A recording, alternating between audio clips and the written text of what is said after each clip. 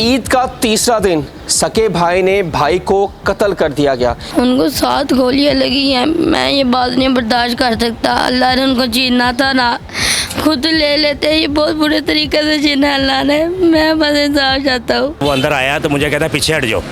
मैं पीछे हट गया। उस कहने के बाद उसने मोज़ा निकाला, गोलियां डालनी शुरू कर दी है। के पीछे असल वजह थी वो थी हसद, जेलसी। अब वो स्टेबल भी हो रहे हैं, अपनी फैमिली को भी पढ़ा रहे हैं। जो उनके बच्चे हैं वो कोई चोर बन रहा है, कोई डाकू बन रहा है, कोई गली में गुंडा बन रहा है। उसने इसके ऊपर फायरिंग की इधर घर आके इस बच्चे पे, ठीक है। वो फायर ऊपर ग्रिल में लगा, अच्छा ठीक है। इसका फेस ग्रिल पे था, वो नीचे ग्रिल में लगा, ये बच गया। ये कितना प्यार था? बहुत प्यार था। वो मेरे इतने नखरे उठाते थे, मुझे बस इंसाफ चाहिए। उन्हें बहुत जुल्म किया। उन्हें ये नहीं सोचा कि मेरे भतीजे ने, मेरा भाई मुहल्ले च इज्जत है, एक और नाम एक मकाम है और जद्दी इत्थों के रहने वाले सन। बदमाशी सी भत्ता मांगता था। मैं तेरी जान छड़ दिया रहा, फिर तेन मैं कुछ नहीं कहा रहा, सिर्फ मैनू पैसे दे दे। अस्सलाम वालेकुम, मेरा नाम हसन शहबाज है और आप देख रहे हैं डेली सोशल पाकिस्तान। नाज़रीन, ईद का तीसरा दिन सके भाई ने भाई को कत्ल कर दिया गया।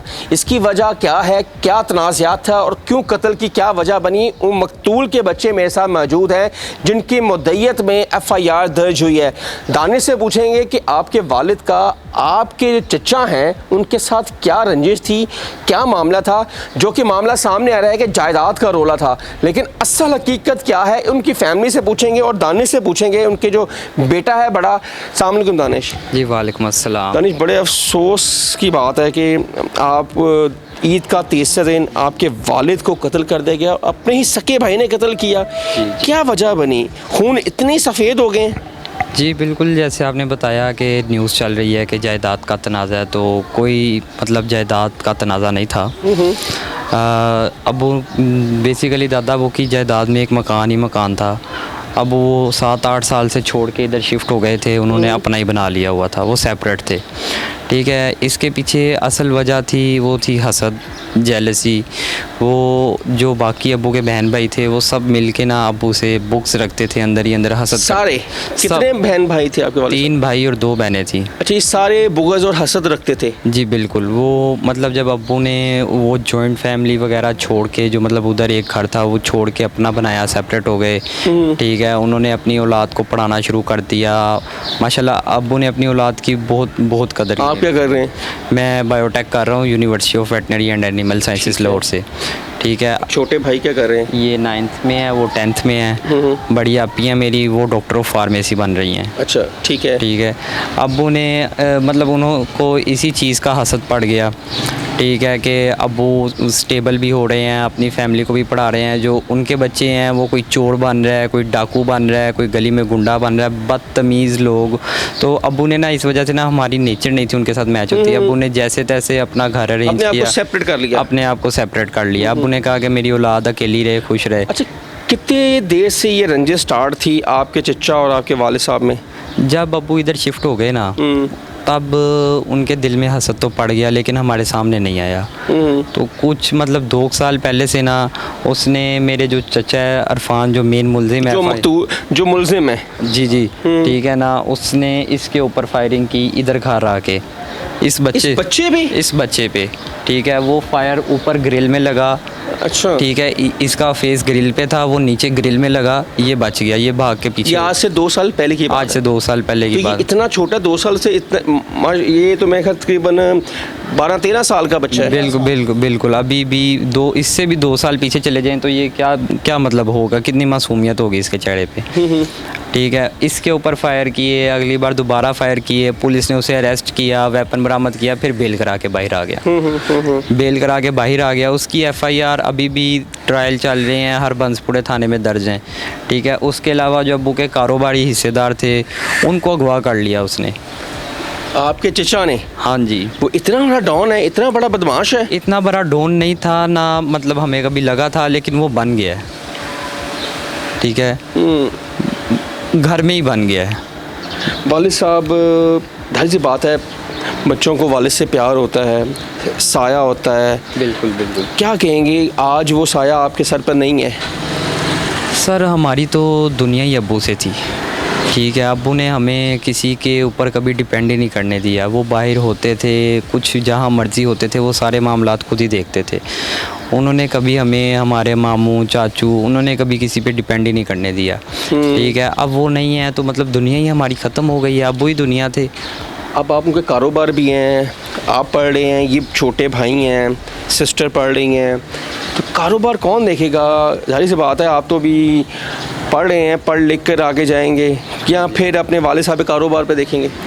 नहीं, अभी ऐसा हमने कुछ सोचा नहीं। कारोबार का भी हमने कभी उनसे पूछा ही नहीं। वो हमें दे देते थे, हम खा लेते थे, ठीक है। हमने उनसे पूछा नहीं, लेकिन अब जाहिर बात है, अब दुनिया में है तो कुछ ना कुछ तो करेंगे ही। करेंगे जी।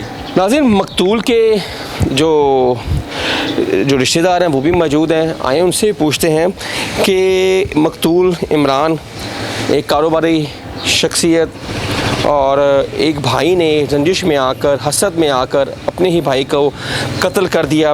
क्या खून इतने ही सफ़ेद हो गए हैं? वो भाई जब शादी नहीं होती तो एक दूसरे पर मर मिट जाते हैं। कोई दूसरे भाई को साथ वाला चपेट मारे ना तो दूसरे भाई का खून खोल लेता है। ये कैसे भाई है जिसने एक लम्हा भी नहीं सोचा कि एक माँ की कोख से हम पैदा हुए हैं, क्या मैं अपने ही खून को मार रहा हूँ? लेकिन फ़ायदा क्या होगा? पहले तो सवाल ये है ना कि फ़ायदा क्या हुआ उसको, उस कातिल को मारने का? पकड़ा तो उसने जाना है, आज नहीं, कल नहीं, परसों नहीं। क्या वो भी कैफरे किरदार तक इसी तरह पहुँचेगा? नाज़रीन, उनके जो लॉयकीन हैं उनसे पूछते हैं। अस्सलाम वालेकुम जी। वालेकुम अस्सलाम। सर की नाम है? मेरा नाम नदीम शहजाद है। नदीम साहब दसो, अफसोसनाक वाक़या, ईद का तीजे दिन खुशियां का दिन सी, लोग खुशियां मना रहे ने, ईद मना रहे ने, ते एकदम खबर आती है कि कत्ल हो जाता है। हाँ जी, उन्हें बहुत जुल्म किया। उन्हें ये नहीं सोचा कि मेरे भतीजे ने, मेरा भाई मुहल्ले च इज्जत है, एक और नाम, एक मकाम है और जद्दी इत्थों के रहने वाले सन। तो इत्थे बचपन गुजरिया, इत्थे जवान होए ने। उस बंदे ने यह नहीं सोचा कि इत्थे साडी इज्जत, एक मुकाम मेरे भाई नूं अल्लाह ने इज्जत दी है, उन्होंने को ये नहीं वेख्या जा सकिया।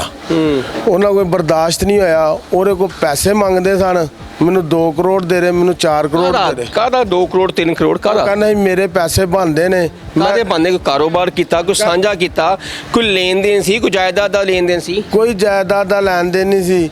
कि बदमाशी सी? बदमाशी सी, भत्ता मांगता था। मैं तेरी जान छड़ दिया रहा, फिर तेन मैं कुछ नहीं कहा रहा, सिर्फ मैनू पैसे दे दे। नहीं, आप देख सकते हैं कि भाई से भत्ता मांगना ये पहली दफ़ा हमने सुना है।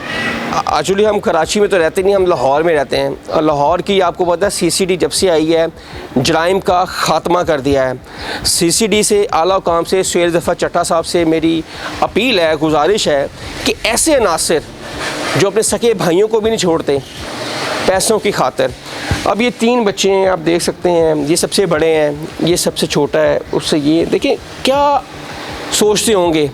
अभी इनका फ्यूचर बहुत लंबा है, सर पे साया नहीं है। वालिद एक सरबराह होता है घर का, जब वो ही ना रहा तो ये बच्चों का जो सहारा है वो कौन बनेगा? एक बहन है, वो पढ़ रही हैं, कल को उसने अपने घर चले जाना है, लेकिन इनको तहफ़्फ़ुज़ कौन देगा? क्या कहेंगे आप? मैं कहना चाहूँगा मेरे पापा को इंसाफ दिलाएं बस। उनको 7 गोलियाँ लगी हैं, मैं ये बात नहीं बर्दाश्त कर सकता। अल्लाह ने उनको छीनना था ना, खुद ले लेते। ये बहुत बुरे तरीके से छीना अल्लाह ने। मैं बस इंसाफ चाहता हूँ। कितना प्यार था? बहुत प्यार था, वो मेरे इतने नखरे उठाते थे, मुझे बस इंसाफ चाहिए।